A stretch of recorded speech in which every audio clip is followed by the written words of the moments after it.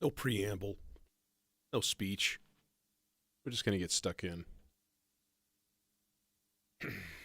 um, yeah, I'm like, if I do have to run a clock, I'm gonna put one on real slow. 47 BPM.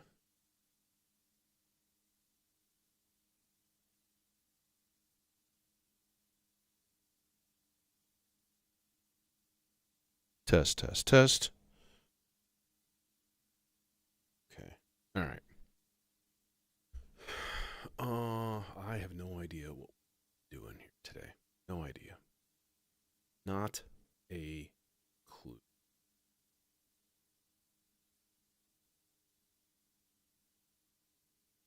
Hmm.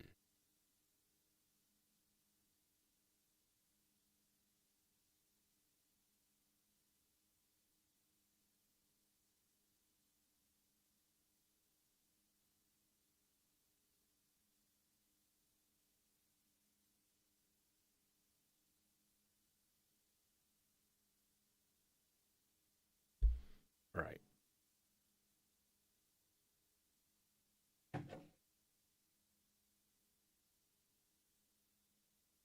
Boom. Let's think about what. And I don't mean the jasmine and olive trees module of the same name. Sorry. Terrible. Just terrible. How do you make like bloops? Like bloop, bloop, bloop, bloop, bloop? Like that kind of a sound. You know what I mean?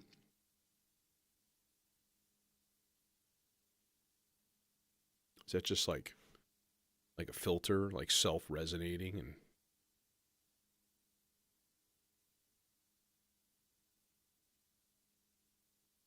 uh hmm. Oh, I never did tune. It's a bad thing. Low. Let's throw it quick. Especially my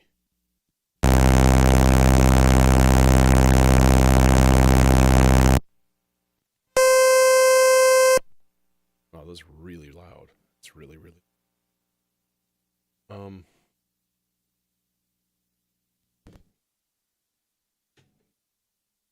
tuning these guys at this point is not really going to help a whole heck of a lot because they do tend to drift sharp just every single time as they heat up.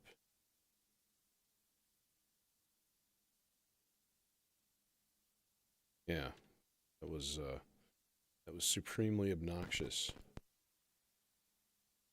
Bleh. That's it. That's all. That's all you get for today. Goodbye.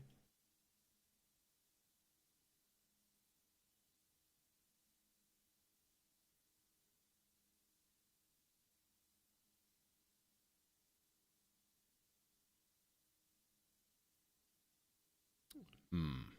Okay. Um. Let's get. You know what? I'm gonna start with something kind of odd,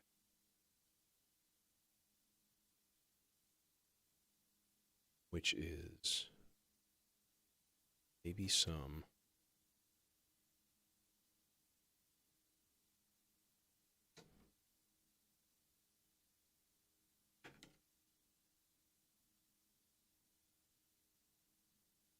marbles based percussion weirdness.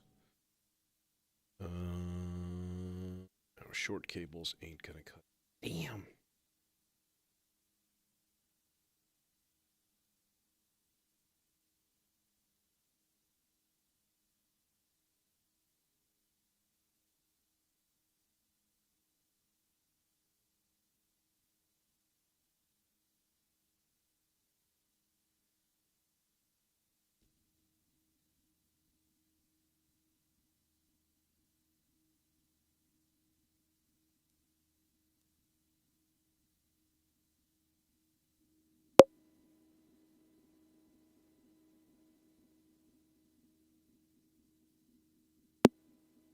Okay, let's get the rate up so I can actually hear these things first. And of course, it would also be a lot of fun to take each of the X outs and put them into its corresponding part to give it some pitch variation.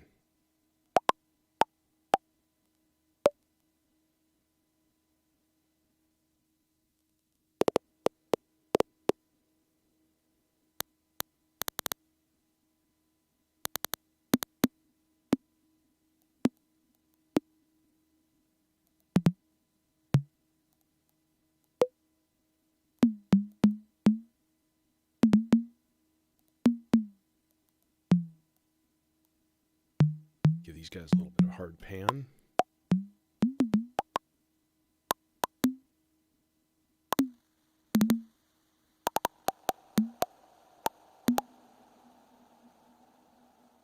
Just like slow the rate way down.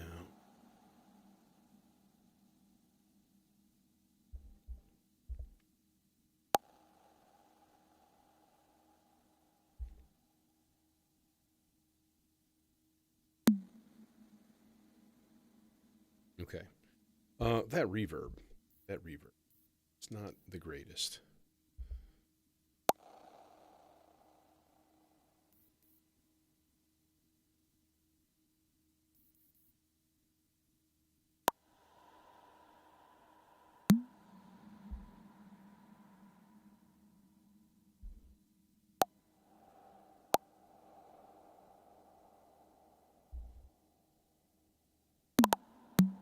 Hey, Surrealist.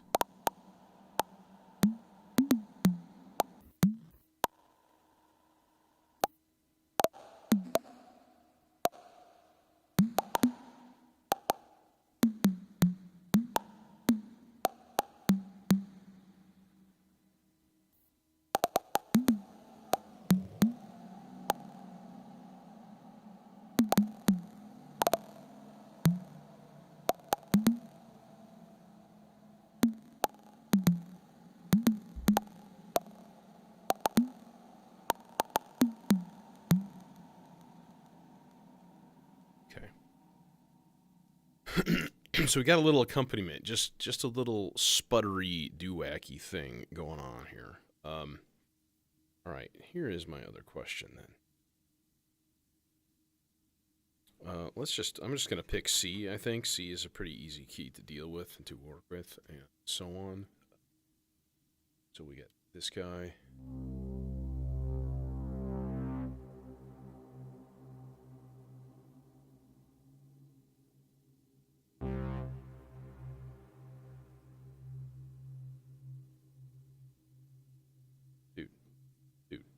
Just getting a permanent reset? Is that what's going on? What are you doing?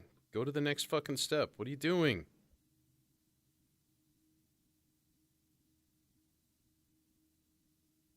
Oh, do you need a clock running to just go to the next step? That's the dumbest thing.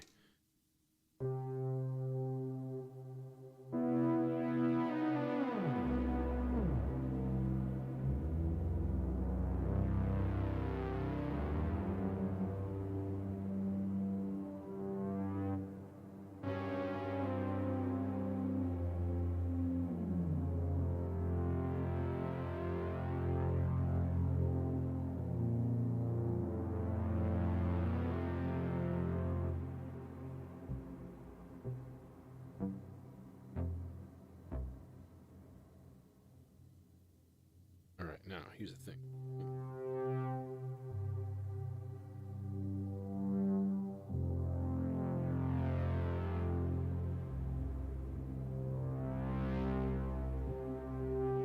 So rather than put this in the reset, I'm going to put this in the play, right?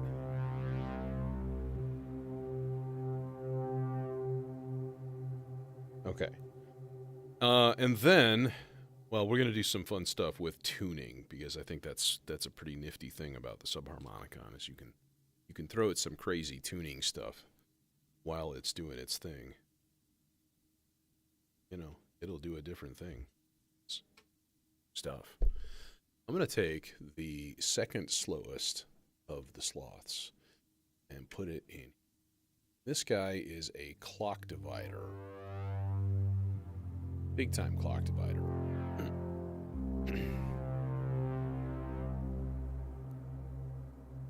Alright. We're going to stick the output of this into the second part of an AND gate. So when both of them are sounding, right?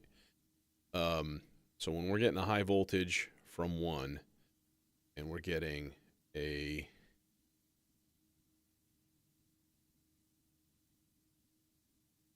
output from the other one,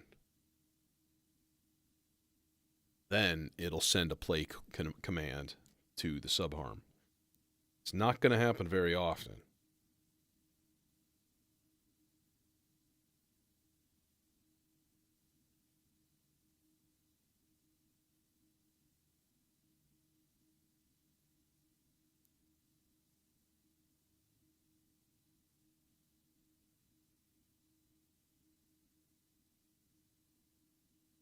Maybe we'll put it in the faster one, see if that changes things at all.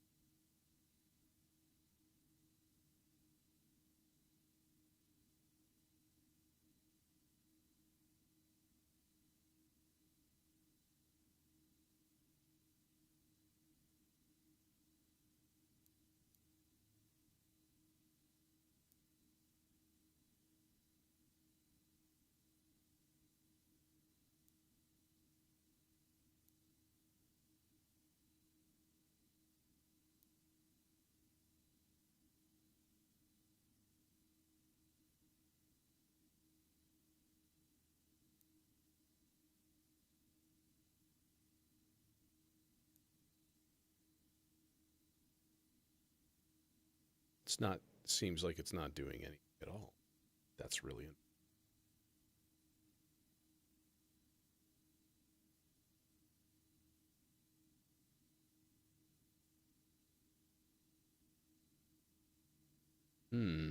nothing.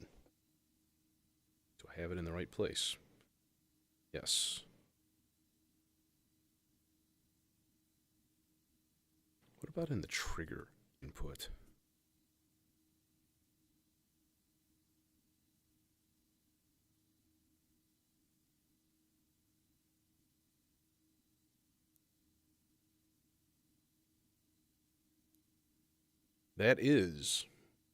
That's my, kind of my main interface. It's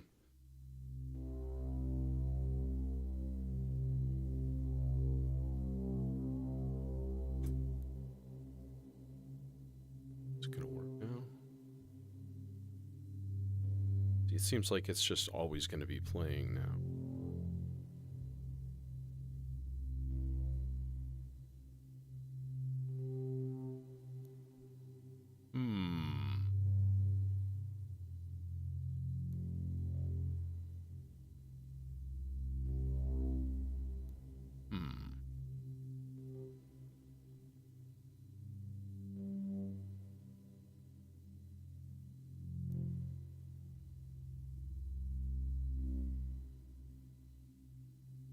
So that doesn't seem like it actually works. Maybe the pulses coming from that clock divider are just too damn slow. That could very well be the case. So I think what I'm going to do is instead put a clock trigger into that Doepfer clock divider. That doesn't put out triggers. It puts out gates. So it should work a little bit better for this particular use case. Here's my subarm, of course, hanging out in my pod. See, play clicked on, then it shut off like instantaneously. necessarily to be the case. It is working, though.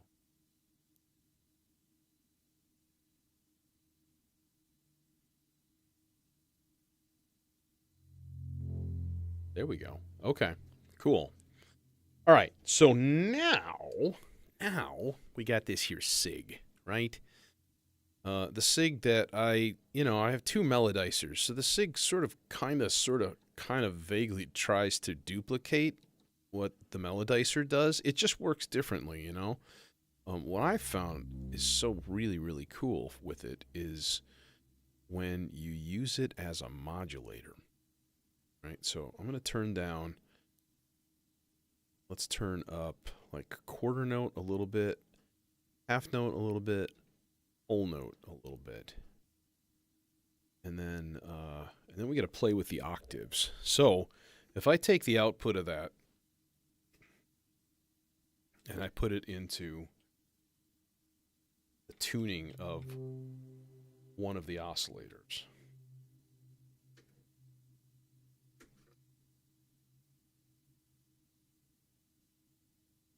should get some interest.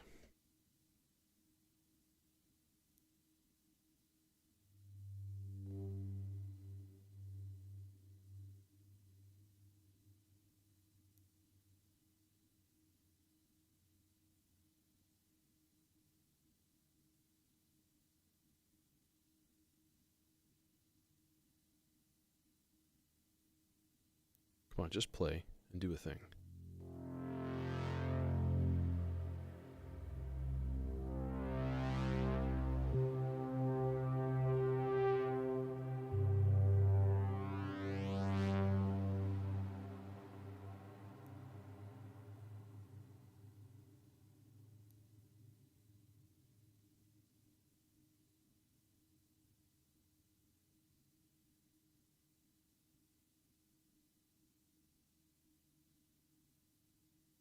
Okay, should be popping.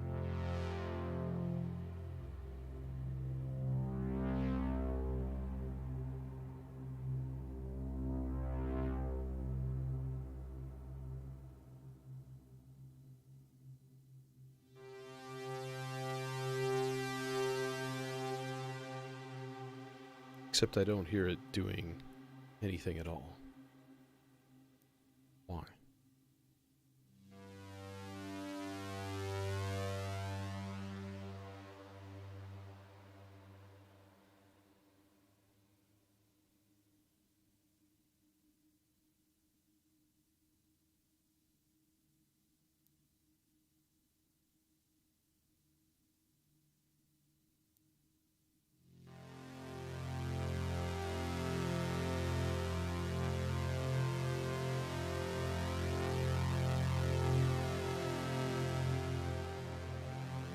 Hey, Simon. Yeah, there's a couple little clicks going, and I don't really get it. Should be hearing one of the oscillators go, like, up and down by a fifth. And, like, nothing? What?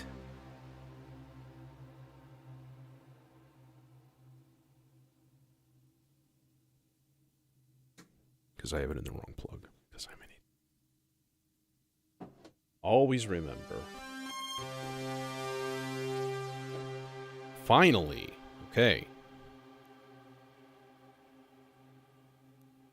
All right, so that should give us some interesting variation in that thing. It's going to play at just like weird randomish times. It's all controlled by this like little logic circuit here and this clock divider and a sloths. Speaking of sloths, I'm going to probably have to modulate that.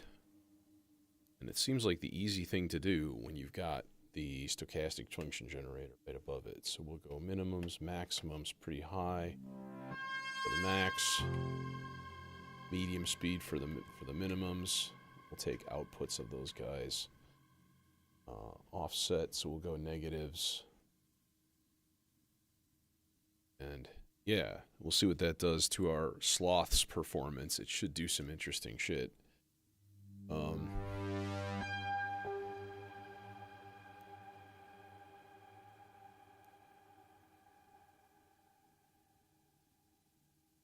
Right. So there's kind of our starting point here.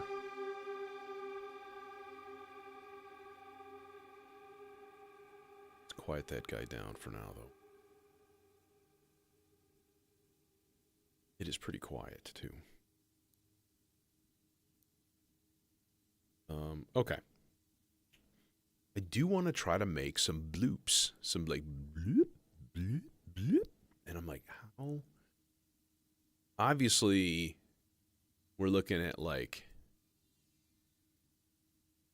little spotty, you know, envelopes here and there. So maybe what I can do is take... So the stochastic function generator for each of the 4 channels, picture this like a 4-channel maths with probability, okay? But each one has a gate out when its cycle starts. So I could take said gate, I could get a longer cable, and then I could plug it in to an envelope. Where will that envelope be going? Thinking like a filter frequency.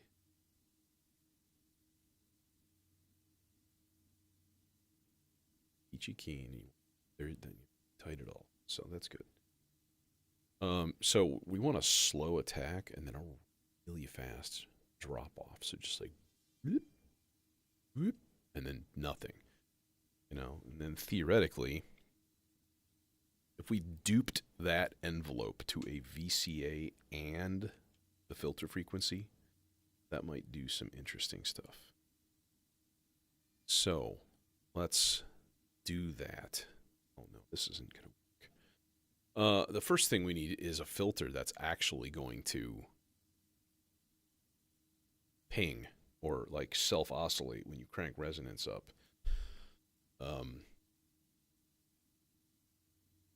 There's a few like that. I think the 860 will do. Peachy.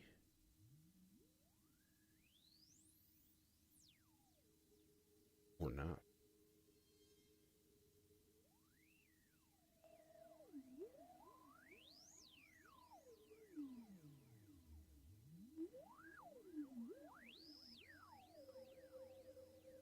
I'm a bit shocked. I thought for sure that it would, like, be cranking. Okay, dual dagger then. Dual dagger for the win. A little bit too much delay on there, huh? Alright. So, let's see if this works. Yeah, clearly that's going way too high. So, we're going to need to attenuate that sucker.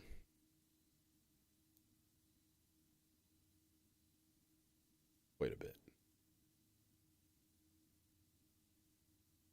And then we wait. Let's put this on fast speed for the time being, just so it doesn't take forever.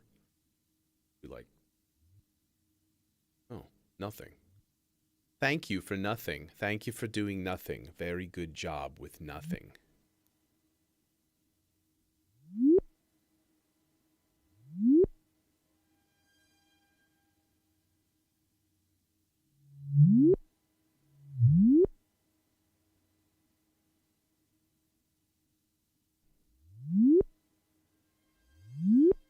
Okay.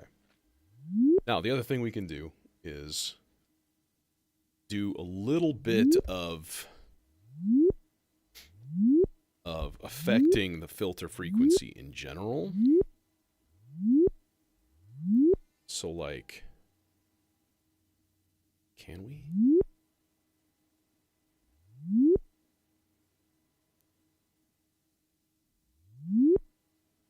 Okay, hang on. Will this guy work? We put it here. We put resonance all the way up. Will it? Oh yeah, it absolutely will. Which then the nice thing is I've got two different inputs, 2 different CV ins on this one.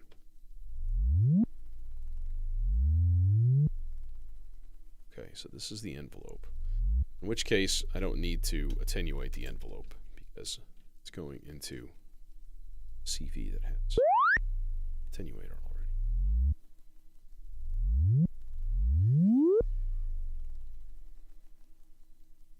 It is fuzzing a little. It's like...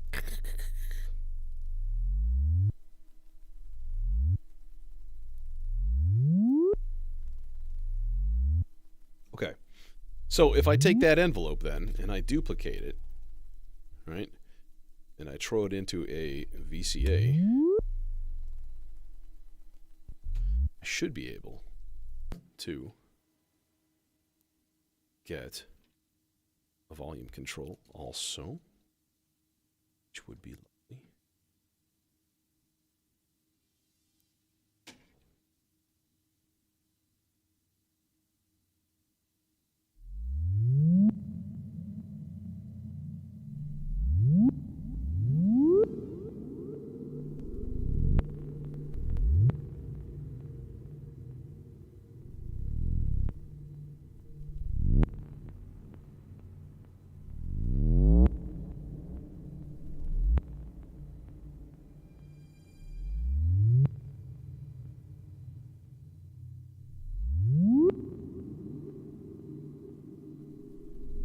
A little faster on the rise time.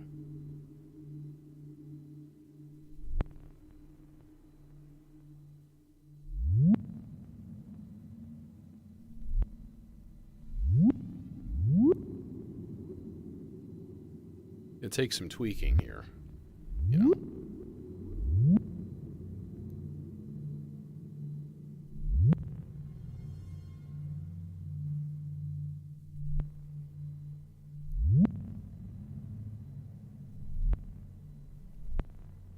I don't like the pop either. That's annoying.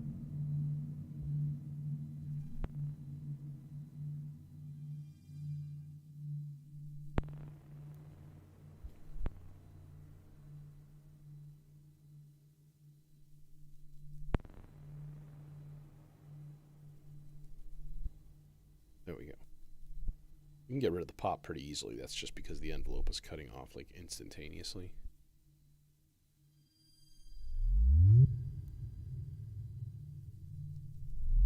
Yeah, so we're going for like a host of weird noises today. Kind of just a blend of goop.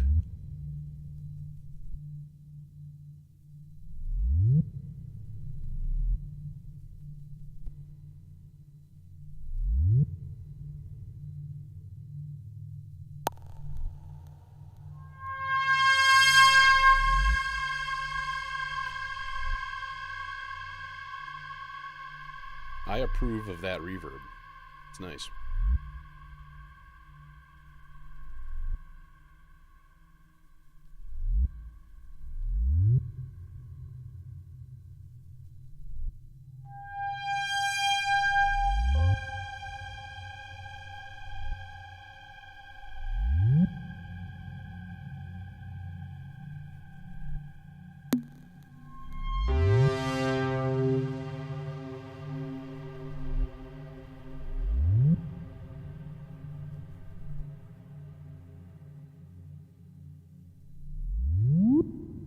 Okay.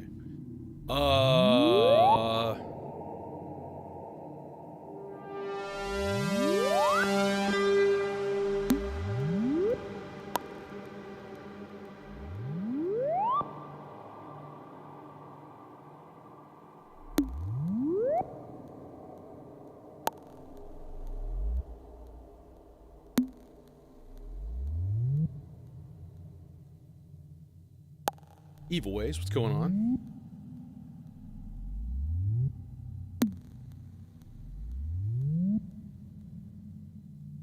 Yeah, and I don't have to work tomorrow, so I'm like, fuck yeah. Let's make this kind of a long one. Except I kind of gotta be home by about 7 or so. If I leave at 7, I'd be fine, but it's 5:18 here. I'm outside the Chicago area in the U.S.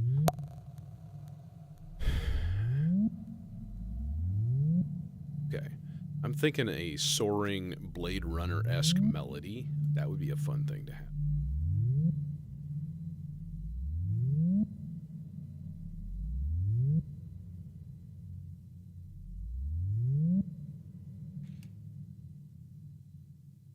put that guy back on medium speed, because otherwise it's going to drive me crazy.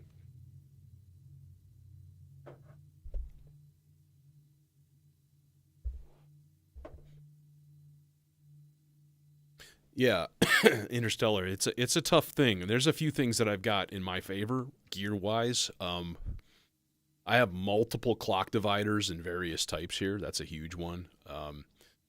The logic module that can help a lot. Sloths is a big one. So you've got these slow, chaotic LFOs.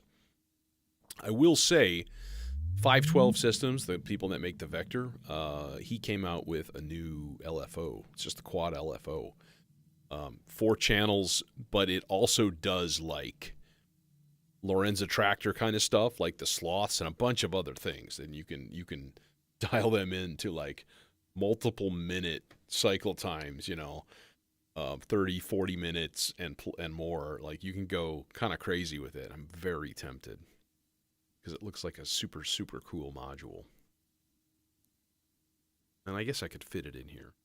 I do have a new Zadar on the way. I'm going to have 2 in here. I'm going to have the second one down here.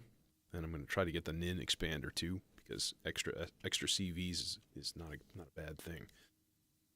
So, let's see here. I think this calls for chainsaw for this voice. And like a buttery smooth stereo filter. I think buttery smooth. I don't think the SEM 20 ST. That's for sure. I'm definitely thinking something else. Maybe Zagreb. Maybe dual dagger. Let's go dual dagger. Because of that sequential low pass into high pass thing. It's a super, super nice thing for this kind of thing here. All right, and we want a slow attack release envelope. That guy to go into the low pass filter, so on. Take 2 outputs. Yeah, most of my stuff in here I am also running in stereo, which I think not that adds to the generative capabilities, but it does add to the overall sound. Talking with a friend of mine about that last night. It's like, I don't have a good sound. Like, what's going on? And I have to say, every modular person I have ever seen on a live stream is running mono.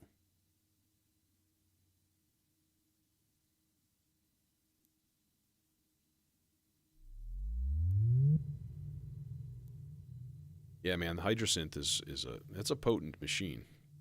I got one myself too. It's not here.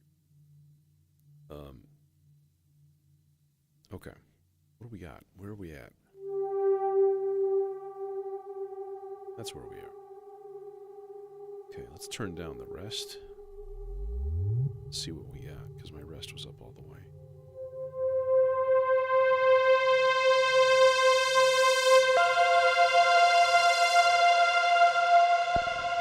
Oh yeah, that's right. We have to attenuate for the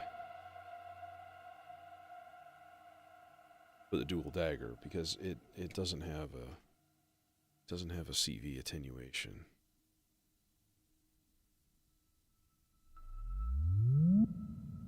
Looks like it needs more, but not too much less than full, to be honest.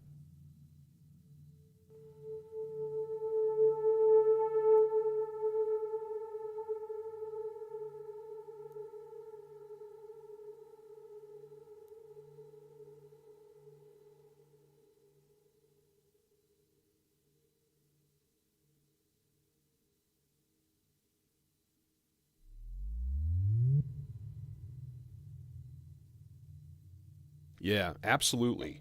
Like, let's face it, we're all like listening to this stuff on headphones. And like even having a good stereo delay and a reverb. I mean, you can take a mono signal and turn it into stereo pretty easily just by using effects. And it's always surprising to me the number of people who don't do that. And they've got like a mono spring reverb, and you're just like, dude, your high-tech spaceship cockpit setup sounds like it's from 1972. We can do better. You know.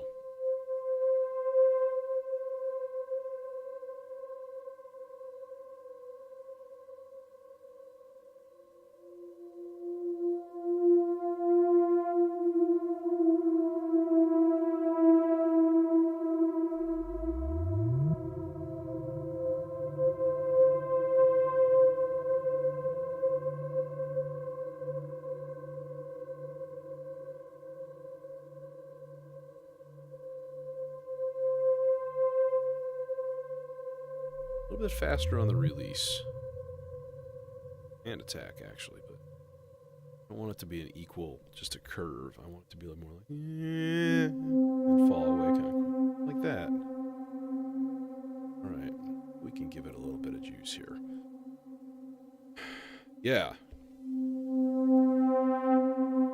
And then we can strip out some of the low end on that voice too by using, because this is a sequential low pass, high pass. Dual daggers are great. It's a great little filter if y'all are looking for like a nice, capable filter.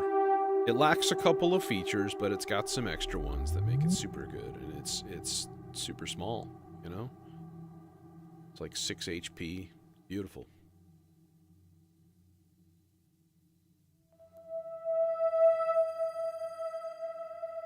I was like, the Nin expander for the Zadar is 3 HP. So basically, I'm replacing this 14 HP module with 13 HP. And I'm like, God damn it. But I've got these two little 2 HP ADSRs I'll probably pull out, which leaves me 5, which happens to be the perfect size for the Bastel Cinnamon. I'm like, what the hell? Let's throw another filter in here. Not stereo, but it is a dirty little sucker, that's for sure. Okay. I'm also going to need some kind of epic bass dronage thing going down. I'm thinking complex out of the wave transformer might be perfect for that. We have to VCA this, though. Because as you turn the transformer up, you get a sub. So if we throw some slow LFO action in there, very slow.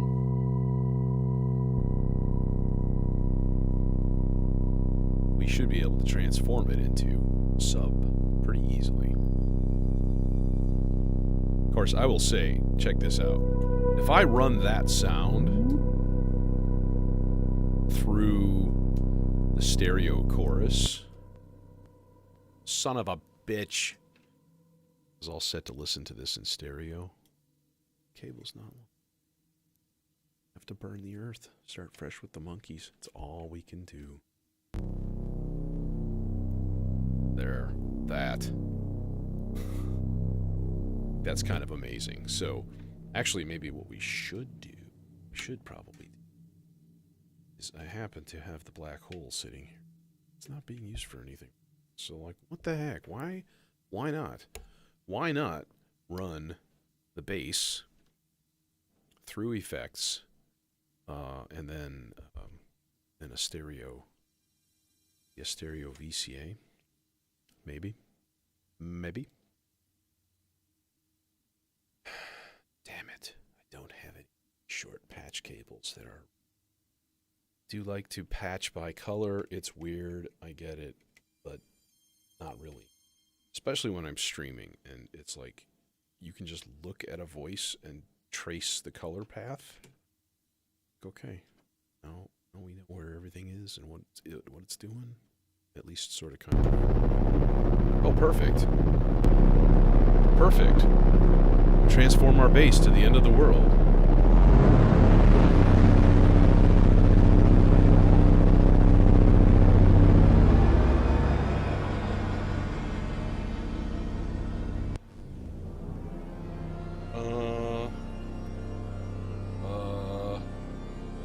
somewhere down here. That's not it.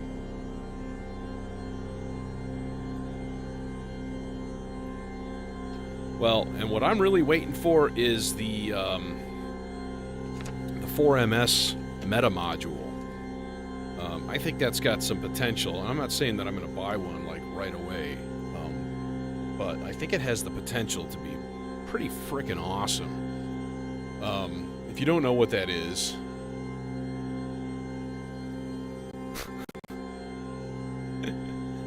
yeah, the meta module is like it's like a link between VCVrack and your modular, so you can actually store not only modules but whole patches inside of it digitally, and then it just has controls. Let's see. Erica Synth Black Hole 2 and yeah. Okay, Erica Synth's Black Hole 2 DSP PDF file. What are my damn effect things? Where is a good chorus?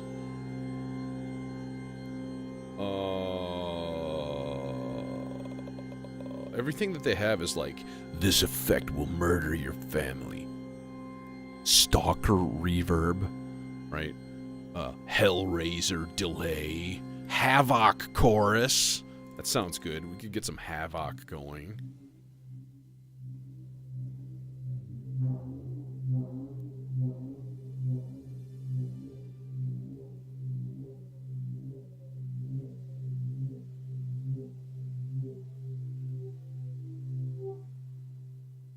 Great. We want it nice and slow. We want it nice and wide, and we don't really need feedback at all. It's only got that one chorus on it, which is kind of lame.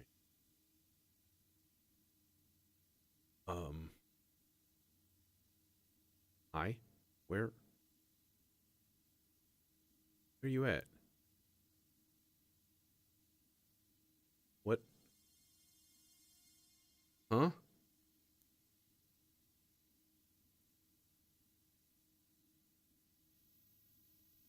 Why is it suddenly silent? I didn't change anything. It's like, there it is, but it shouldn't be fading in and out.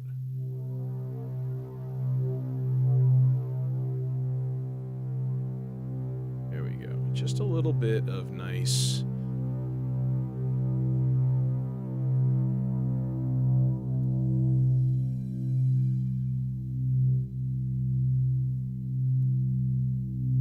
hear how that sounds as this LFO transforms to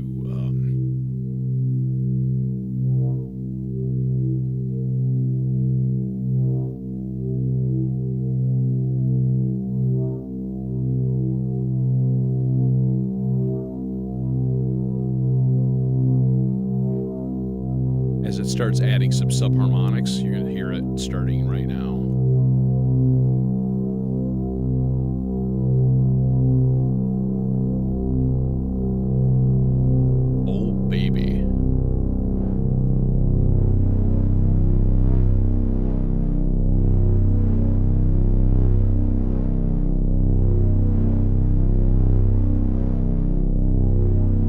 Yeah, I feel like 4MS is a company that have kind of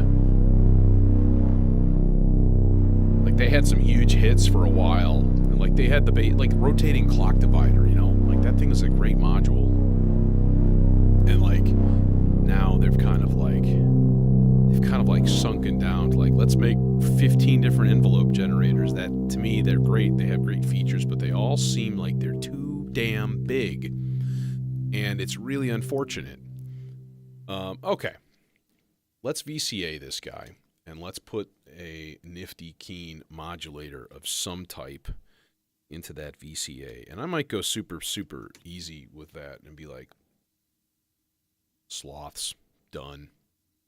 I do have the purple sloths here, but I kind of want to run an independent one for this, since it is like our base level. Yeah, dude, that is the wave transformer. That's this thing. It's a beast of an oscillator. It's really, really nice. And I think what I'm gonna do is let's get it even thicker, because why the hell not? You know, this has 2 inputs, so We'll take the square wave out. Hey. So there's the square wave, and then we can give it something into the pulse width, a slower LFO, but not stupendously slow. Dude, play. Oh, yeah.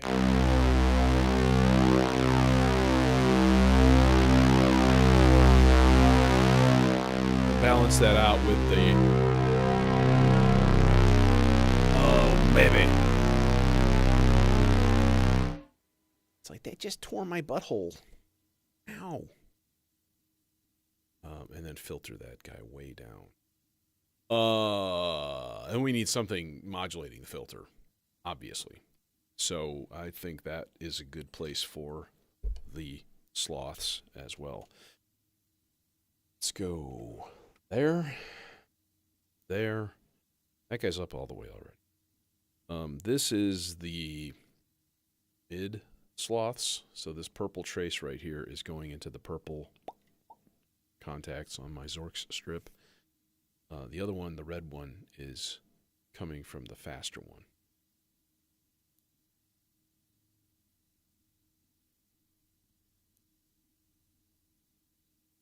Suddenly we get absolutely nothing. Congratulations. Now you have nothing.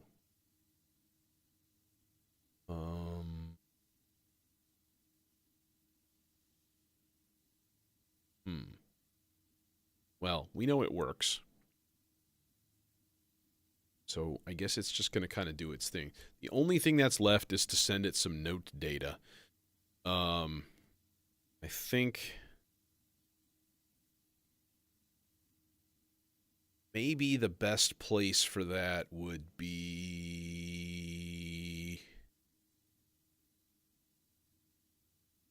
Yeah, let's send it from the Turing machine. Let's do that. Basically, I want C, G, and F.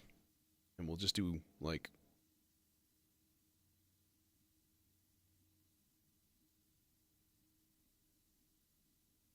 output into quantizer and a cable that's not close to being long enough, because that's the way we...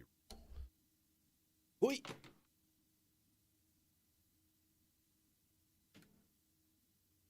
Volt per octave. That guy output. Just give it a little bit of a boost here. The only problem is that it's not going to do probability-based kind of stuff. It's not going to be like, well, your C should play more because you're doing things in C and so on. Like, it's going to just sort of randomize. But, oh, you should hear it now. Except we're not. Oh. See you, Gary. Well, thanks for coming.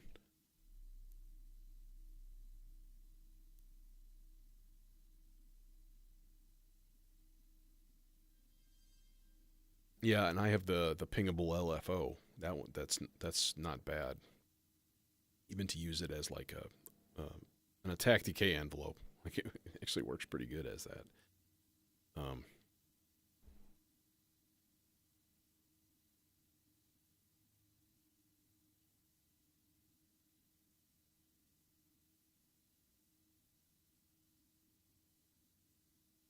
Okay.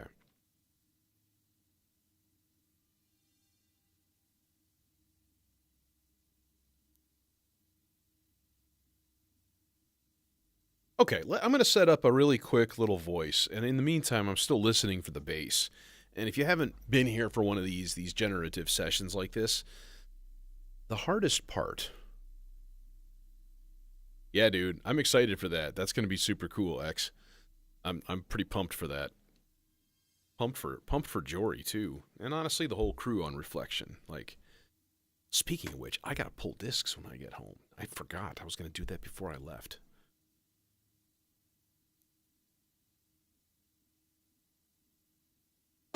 I'm gonna set up a just a monophonic voice here that I can send to the R bar and make some happy, nifty little chord things. So we'll keep this super easy. Ultra fast pluck to envelope. Going to the FM of the...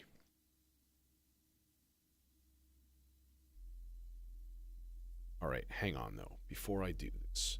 Son of a... I need to make sure that this is in tune.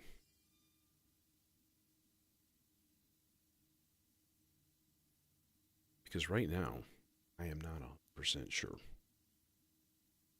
So let's just throw this into a channel for now and give it a listen. Oh, she's sharp. Oh, she's sharp. She's definitely sharp. Yep. Dude, that's not an F. Stop it. That's a C, and you're terrible.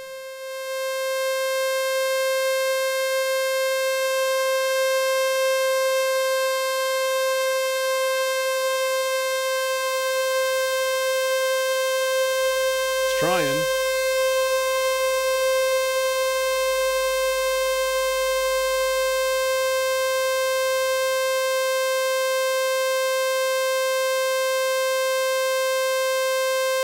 Okay, at least that's in tune, right? So now I just need a quick cable run up there to the volt per octave.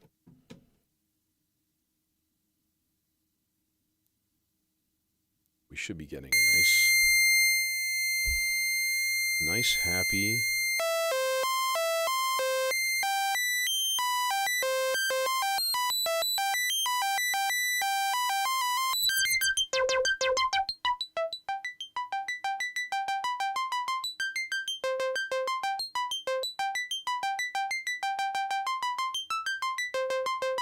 Like that.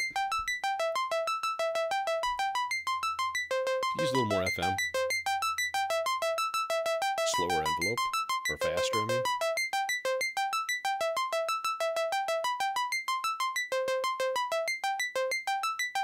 Let's turn off loop.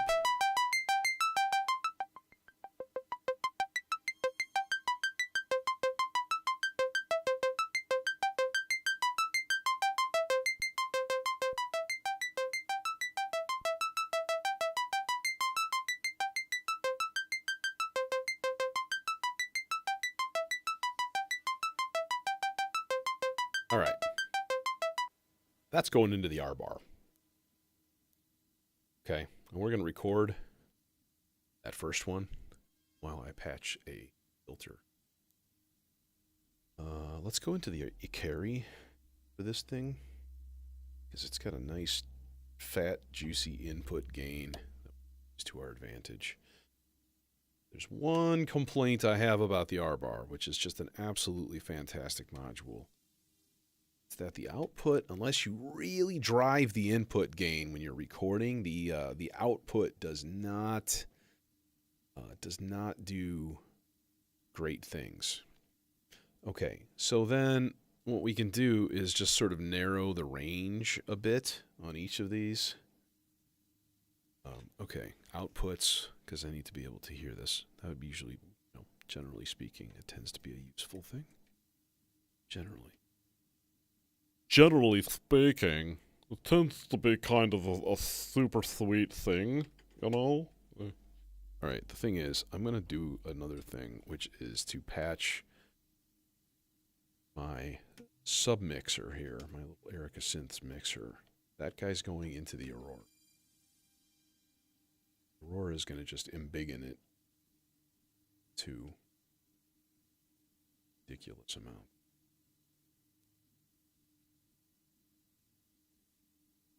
That's it. Okay. I'm going to be getting something. Yeah, nothing. Why do we get nothing? Oh, that's why. Hello?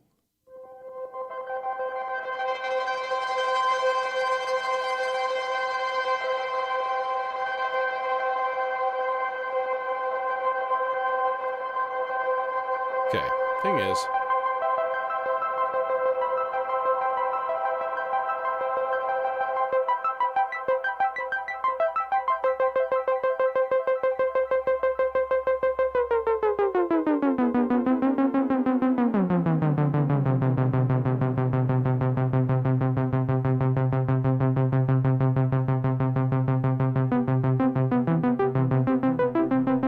better.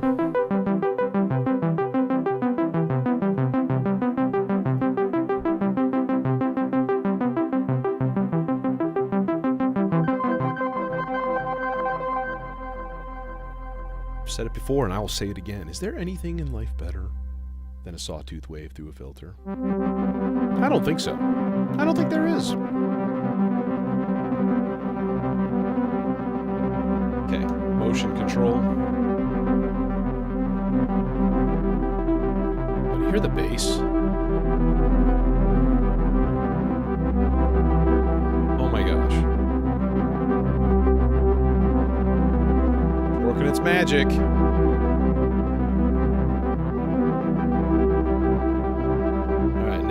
Next one, let's do an F chord. Let's do an F chord with a little B. So it's like an F add 4 kind of a thing going down. So like...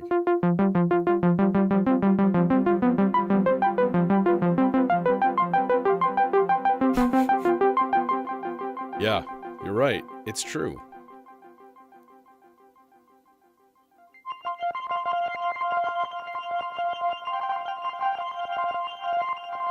You know, and I'm in my 50s, right? So I grew up with the early synth stuff, right? And that's all the early synth stuff was. You have a square wave and you have a sawtooth wave and it's going through a filter. So there's just that sweet spot, soft spot in my heart for that kind of thing. And I make absolutely no apologies for it because I think it's just phenomenal.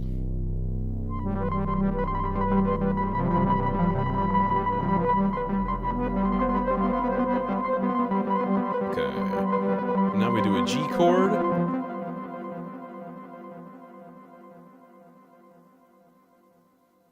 With maybe an A added in for some extra texture, for some extra happy. And we'll do one lower one and one high one.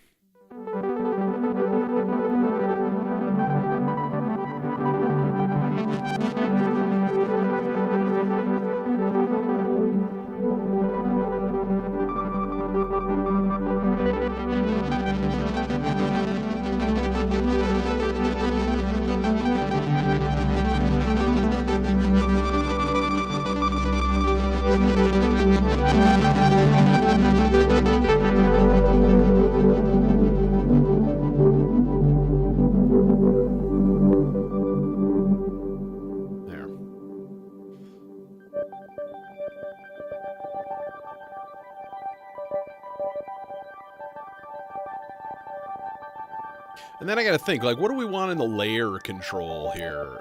Something that has to control the layer. Or we just run this on Omega, and it continually sweeps through all of them. But it's going to do that really pretty fast. Yeah, I don't want clipping in this. I do not want any clipping and weirdness. Oh my gosh, that bass just kind of settled in really quick. Just...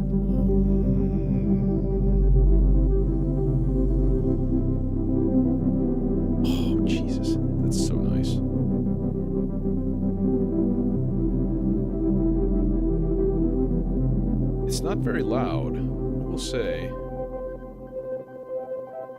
Oh, it's probably because this is just not a very loud source. Maybe then what we should do, better idea for this thing. I'm gonna take a trigger.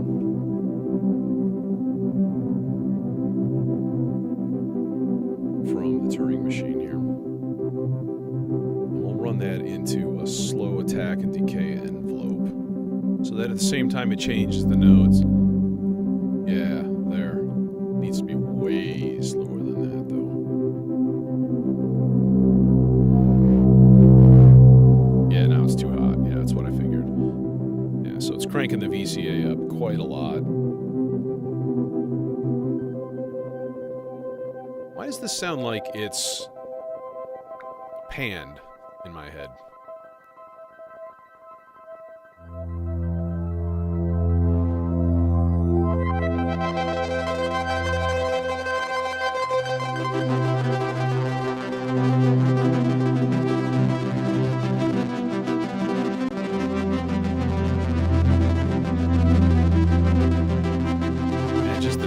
nice bit of pitch variation.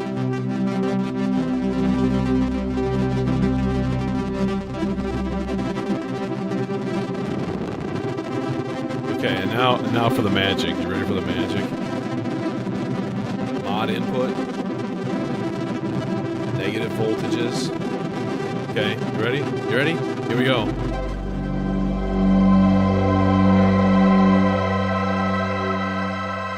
Magical.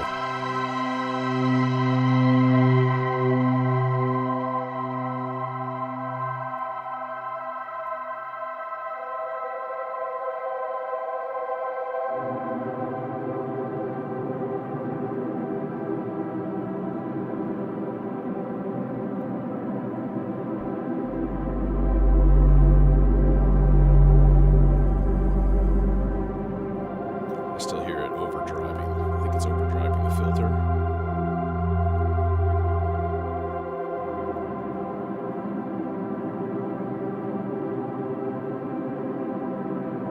Do we need a faster clock? I think so.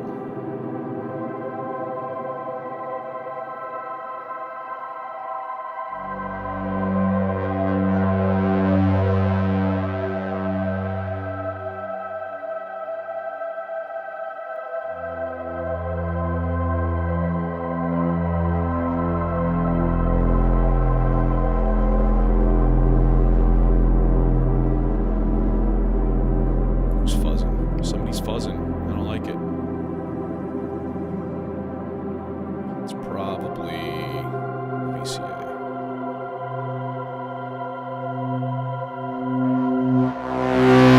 Yup, you nailed it.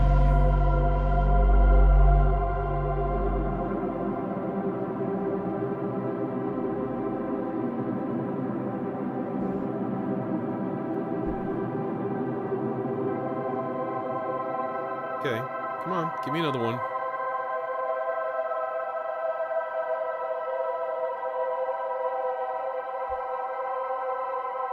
In the meantime, we're gonna send a sloths to this bad boy.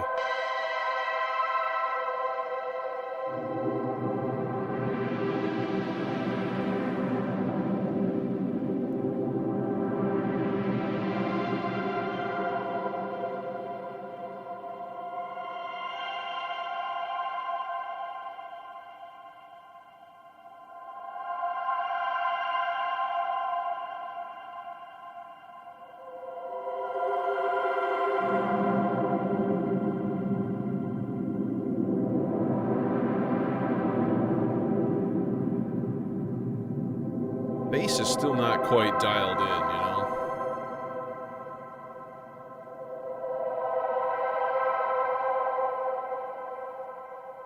Oh, let's send this the ×2 clock output. So these are the Fractiosolums, noise engineering, 4 HP clock divider, but it does basically any ratio that you can think of.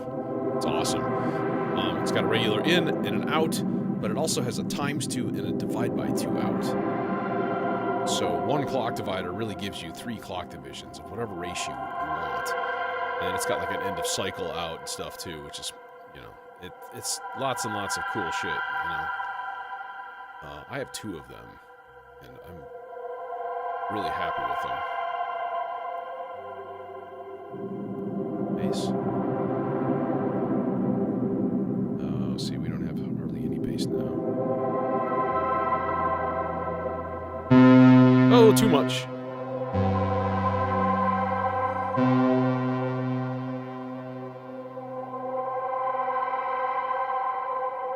I kind of don't want the octave.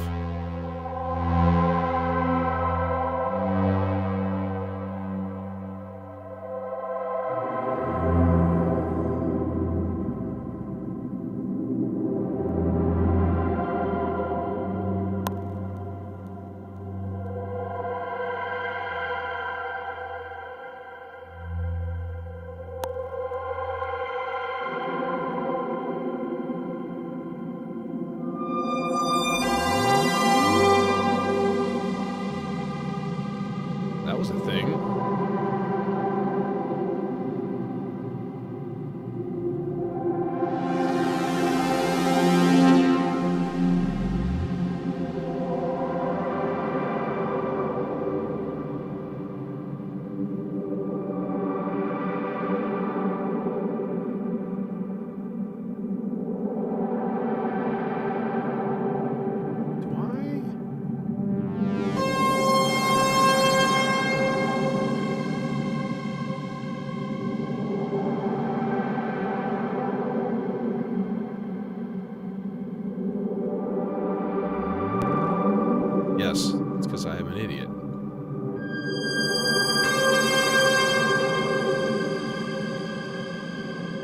As has been discussed.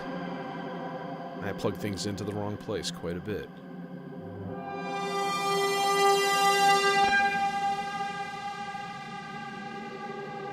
I haven't heard a bloop in a while. Still adjusting that. Not that.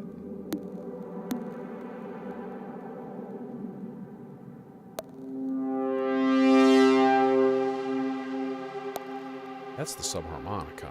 That's why. That's like, I'm like, where is that coming from?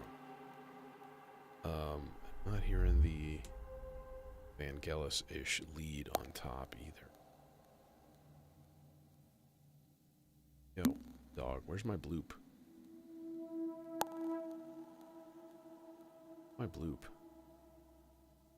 Oh, it's because the sloths is low, I think.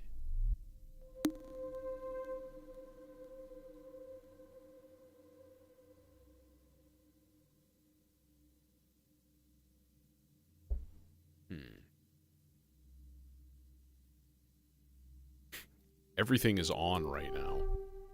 All of the voices are on. Nothing is playing. Great. Thanks. Again, this is why it's hard sometimes to make these slow generative patches. Because they're just like jerks on occasion.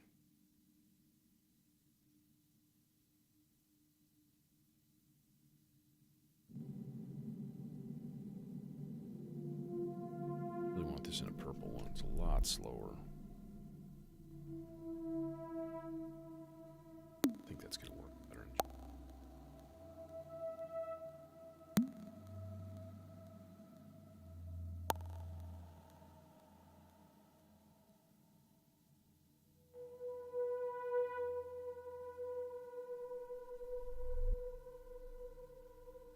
As long as we're throwing modulations around, might as well put something into the dual dagger,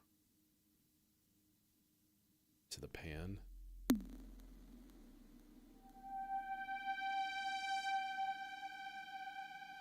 Give it a little subtle left and right bent.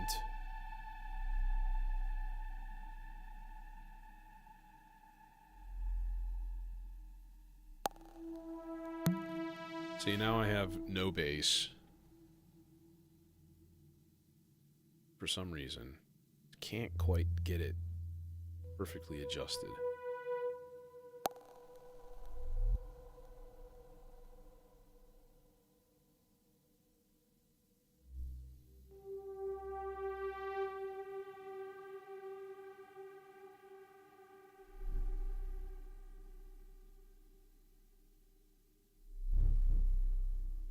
I think that was bass. It's just like...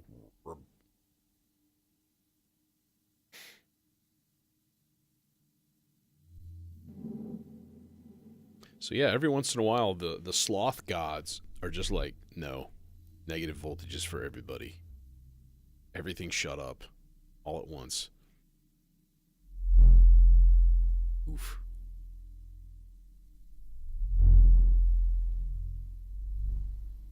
Okay, yeah, that's just nutty.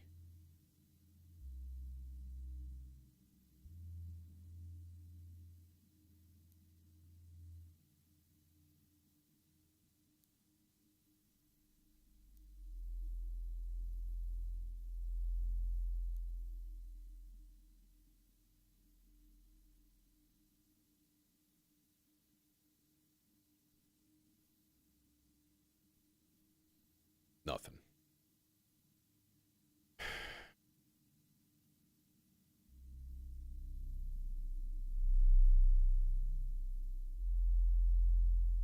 I think another thing that would be a good idea would be to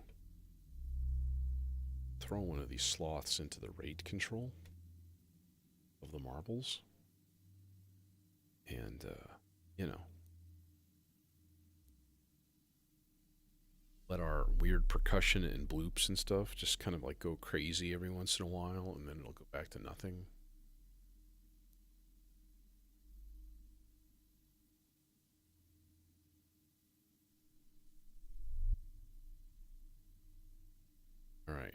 usually, I do like to have one of these things.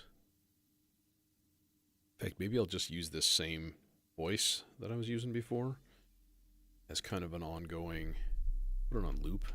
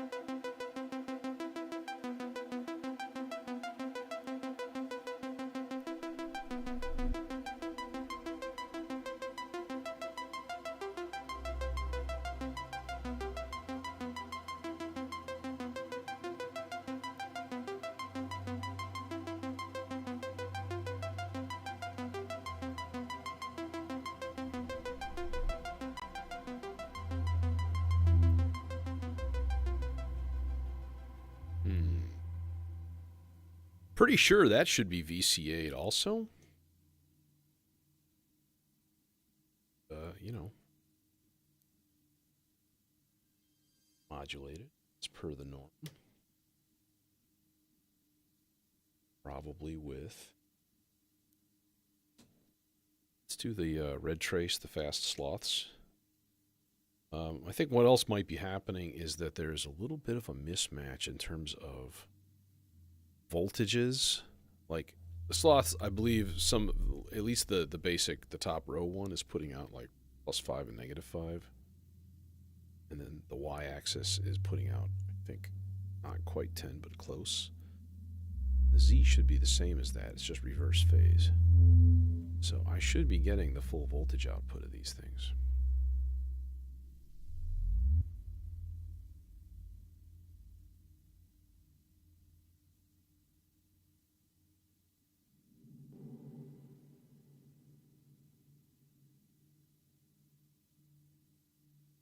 Right now, it just feels like everything is in like negative voltage land.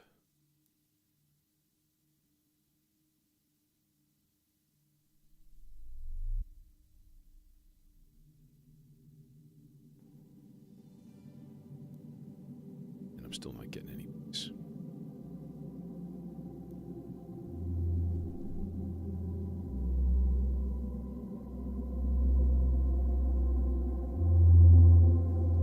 Speaking of the devil, and it shall appear.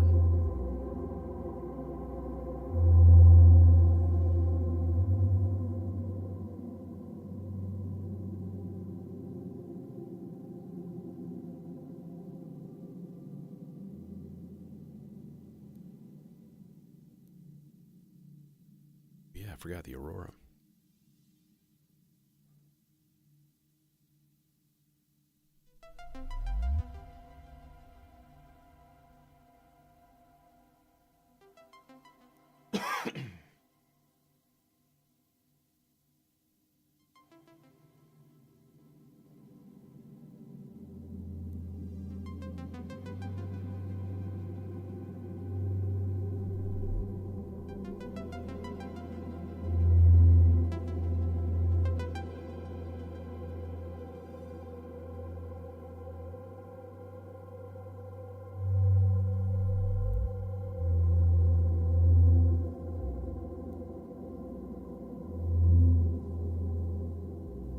It's funny how that little plucked part sounds like a choir now.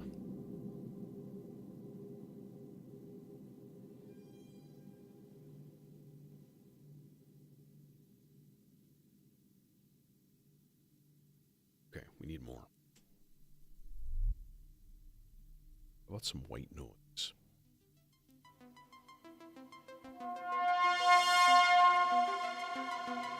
Subharm coming in hot.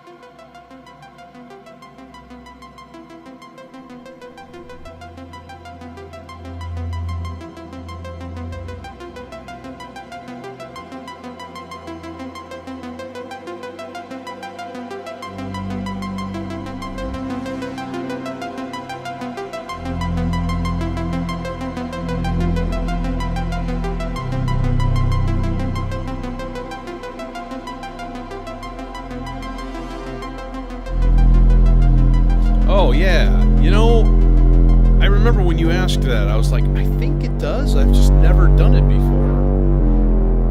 So yeah, that's pretty dope.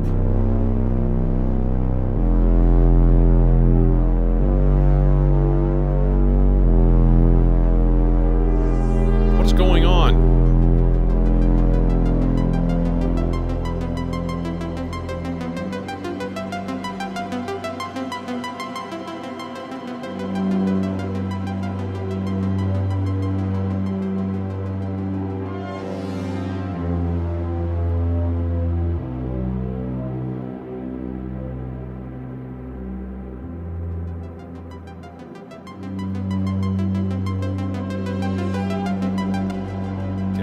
Is going to get his own slots, I think. Because right now, it's just like every once in a while, it's too regular, you know? Okay, dude, seriously, chill the fuck out. All right, this guy's going to go into sloths, and we're going to run, clouds. We're going to run clouds into a filter.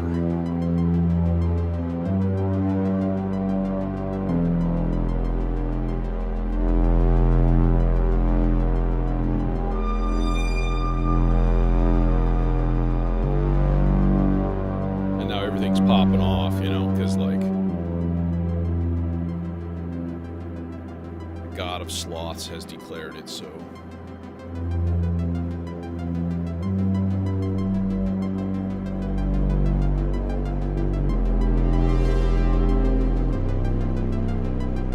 Okay, what I want out of this is basically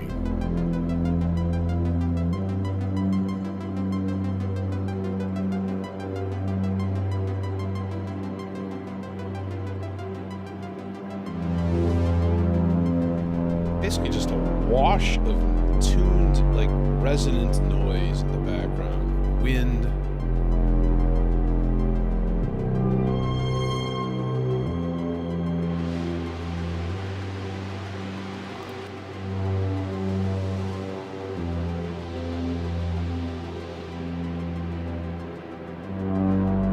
Just a nice wind. This reach. Put this in the positive phased output.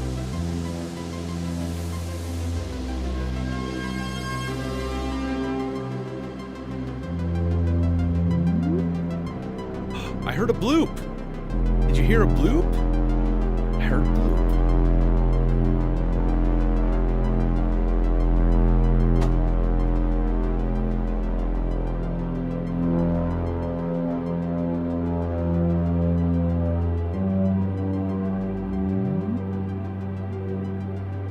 I have a prediction.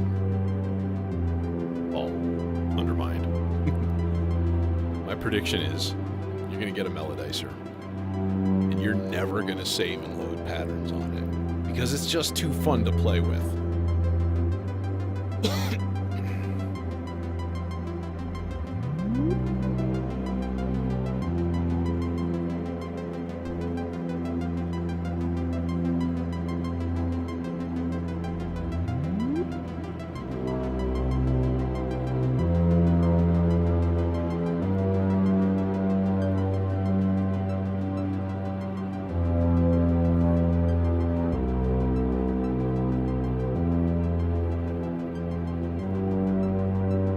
Put one of these slots into the high note CV input of the melodizer that's given the this guy. So that the note range will fluctuate all over the place, which is a fun trick.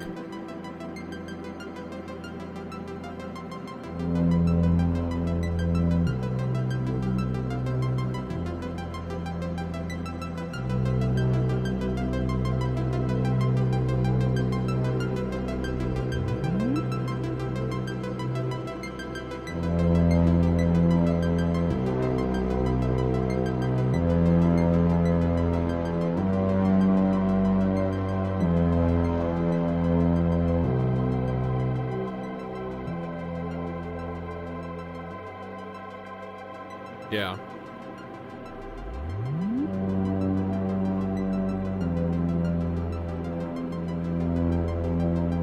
I think it's just all about your note selections and knowing your scales and chords and stuff like that. You know, mine are severely limited right now. I'm basically running like a major 7th chord with like a 4 also in it. So C is all the way up. E is about 2/3, G is about 2/3, B is about half. F is at about 1/4. Right? Oh, nice. Okay.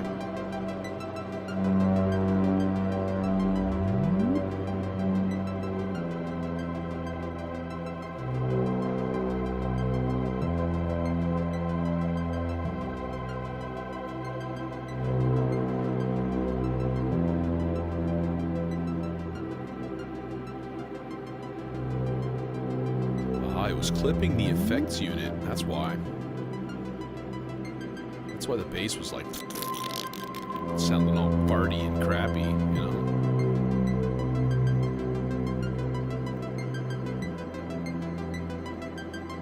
Okay, now I would like a ridiculously fast sequence right now.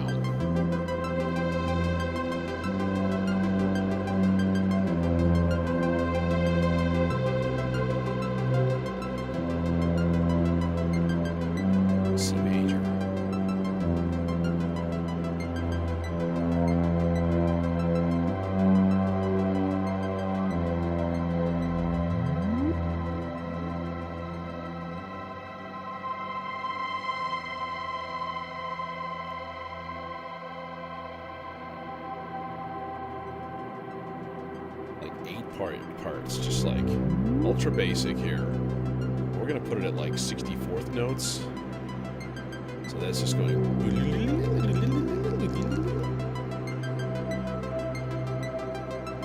Oh, there's no clock plugged into it. That's a problem. Because I threw the clock into the clock divider. Let's give it its clock back. I'll figure out an alternate cabling method here.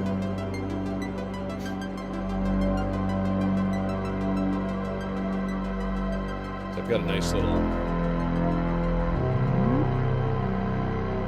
little mult up here right next to my maestro and my sequencers and stuff, just for that purpose.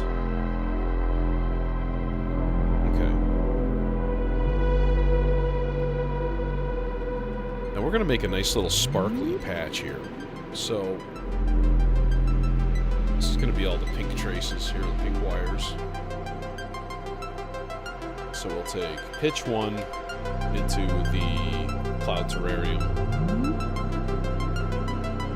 This is going to be patched to the extreme.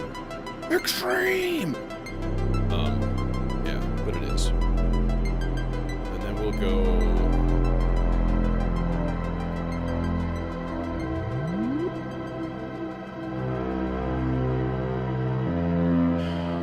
I'm going to go Zagreb filter.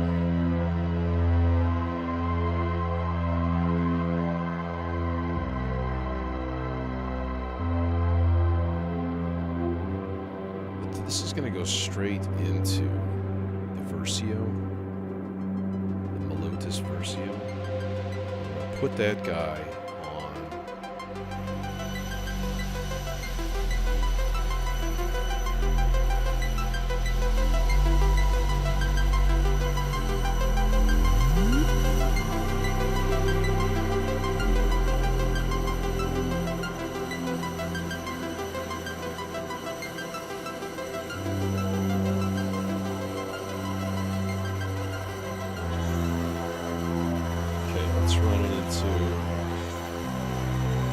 Zadar channel 4, real fast plugged in blow. Things are kicking off now. Oh, they're kicking off all right.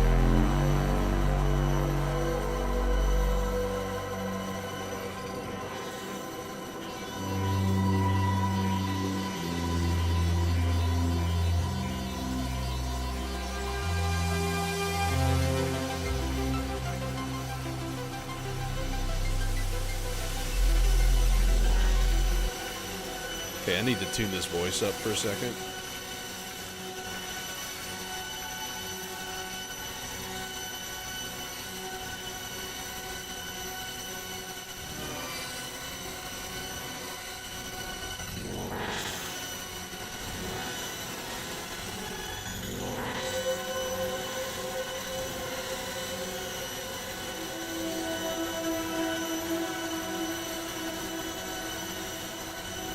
That's not how it's supposed to sound.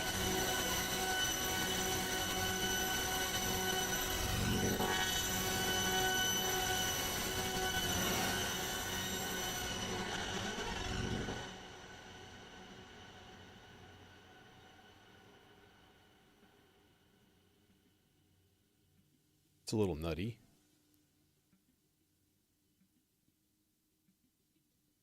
Are we getting anything?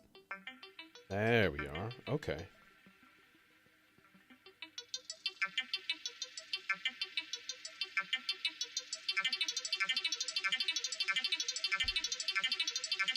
That's what I'm looking for right there. Alright, now we need to modulate the terrarium. Do that.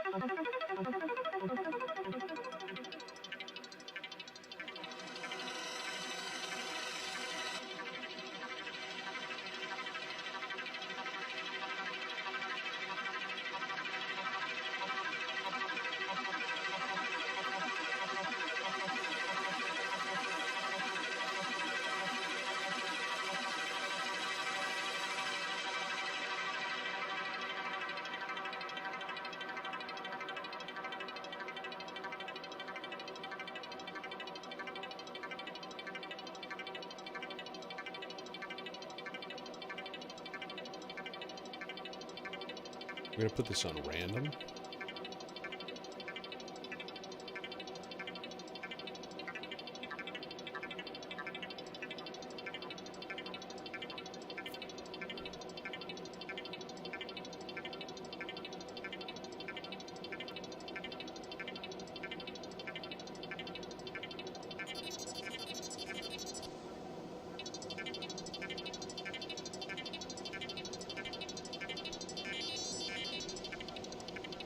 Let's modulate that envelope.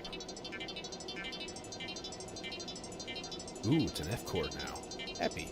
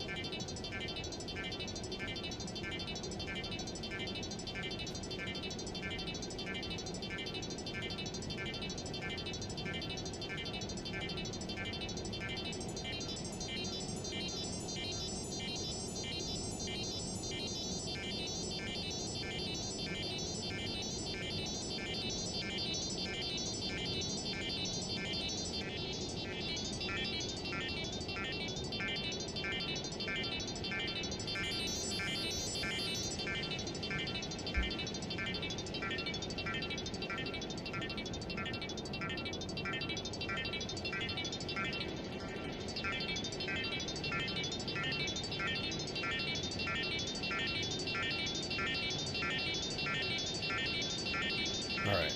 I need something going into the angle control on this guy also. And I think probably we'll go with... yeah.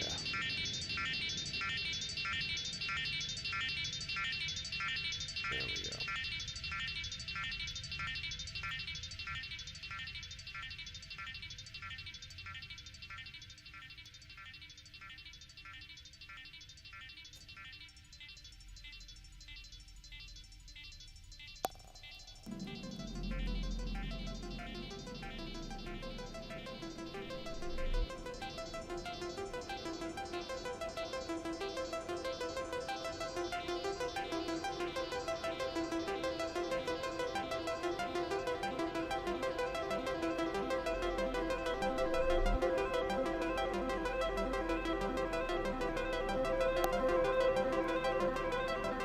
No, the Maestro is changing the time on the envelope on that really, really fast sequence.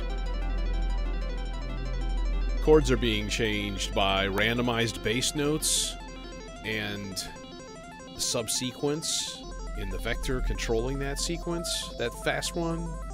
And then the R bar is also randomized, giving us the pads and stuff in the background. They seem to be mysteriously absent right now. They're there. They're just being filtered out.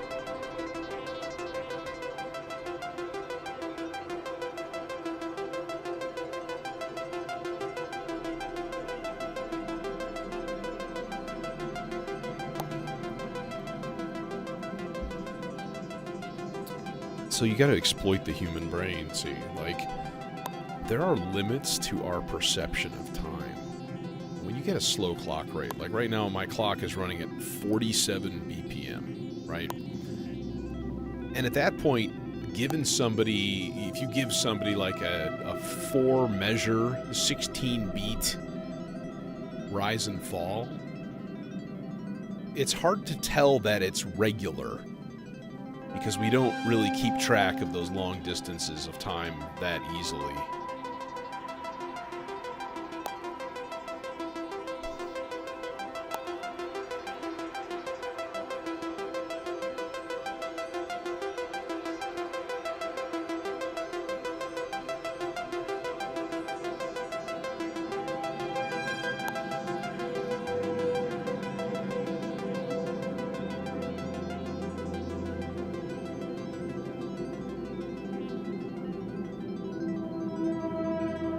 Yeah, the manual for the melodizer is very like, here, do things, have fun.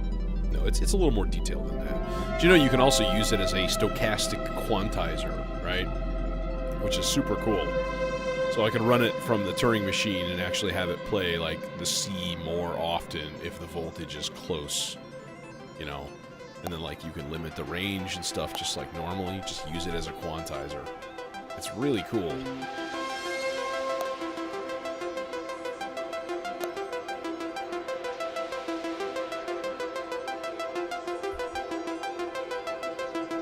And now we just let it run. It's just running.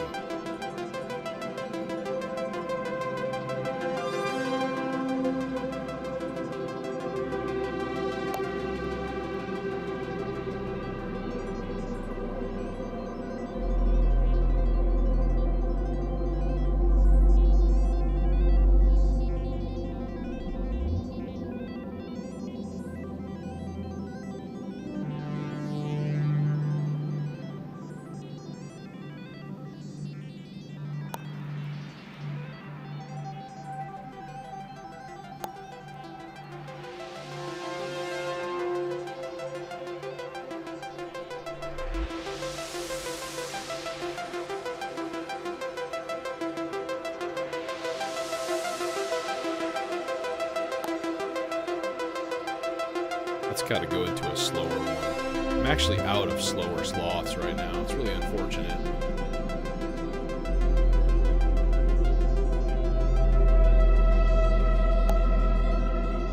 I'm going to patch in a channel of the Zadar on as an LFO.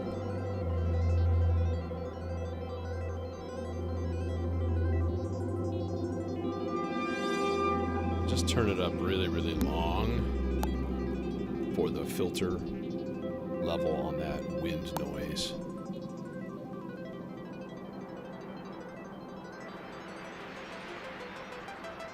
Like that. Make it really long. 42-second cycle.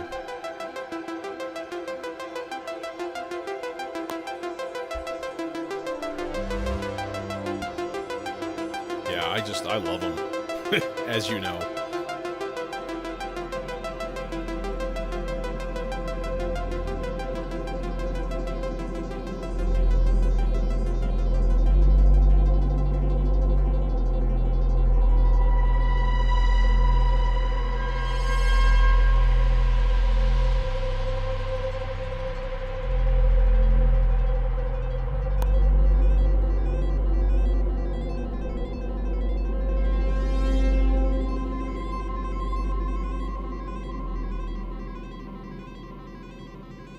Sadly enough, the subharmonicon sounds a little bit sharp.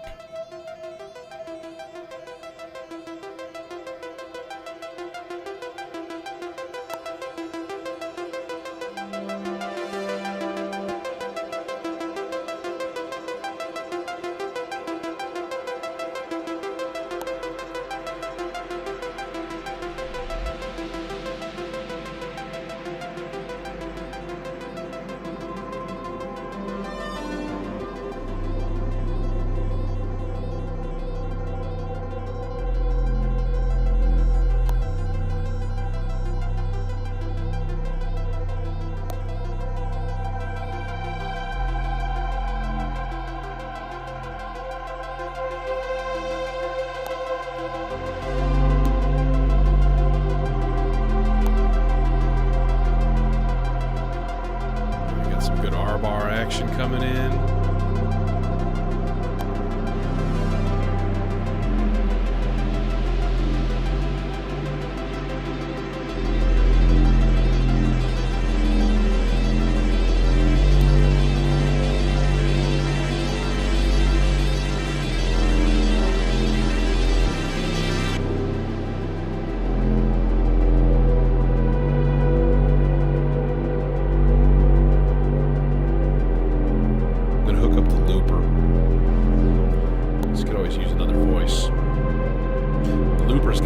Slow sequence. It almost does a bit of a granular job on the stuff that you put into it. It's nice that way.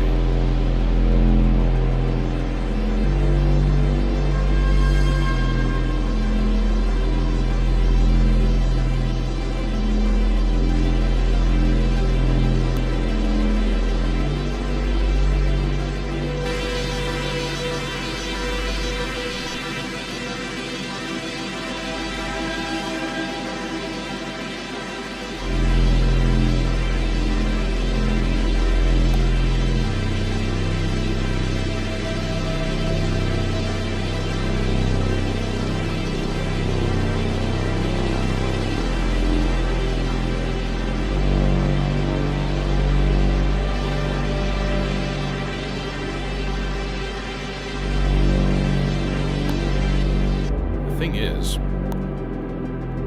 you kind of need to filter that.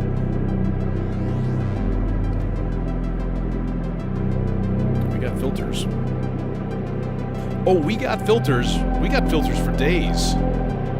Days and days of filters.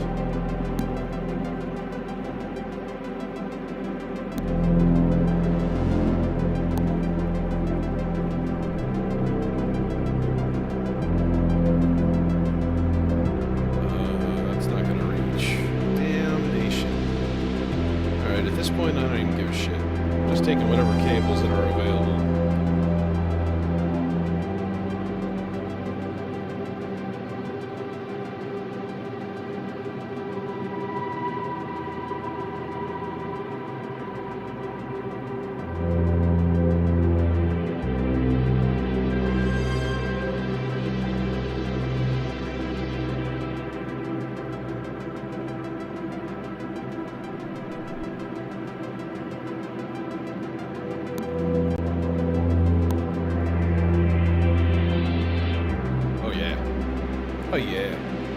Oh yeah. Let's put that in the slowest of sloths.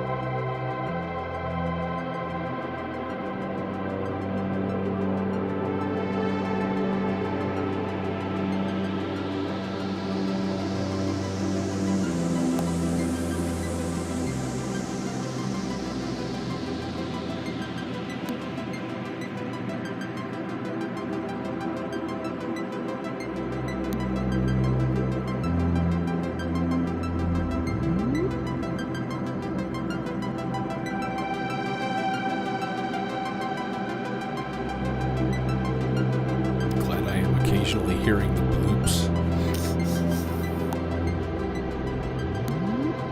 There's another one.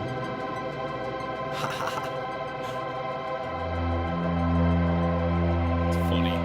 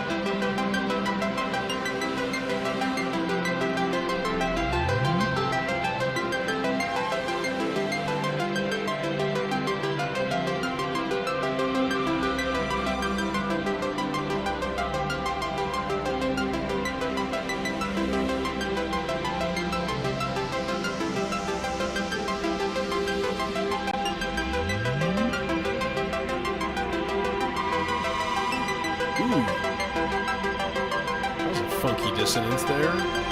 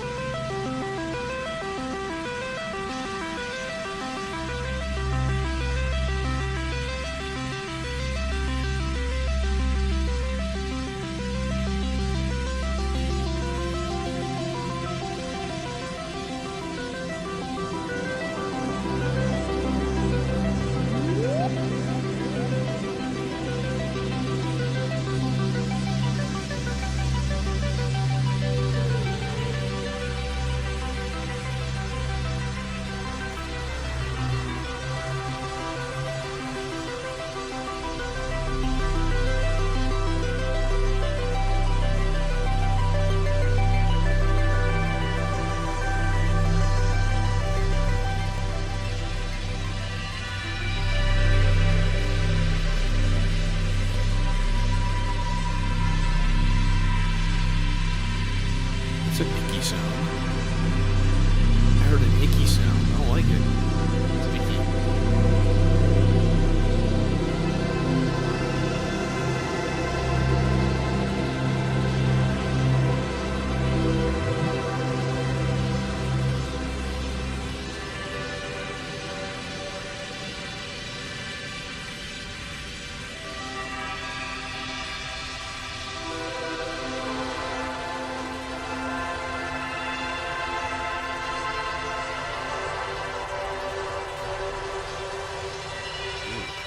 not a bad cable.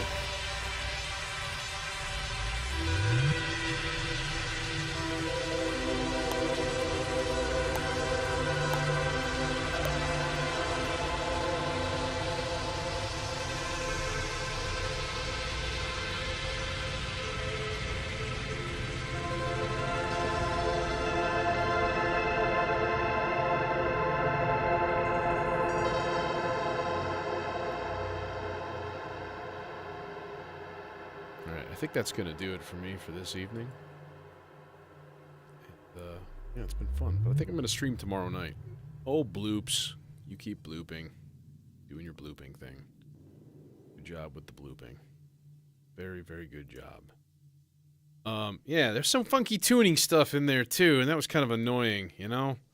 Like, come on. Oh, well. What are you going to do? I guess right before every performance, I need to go through and retune all this later.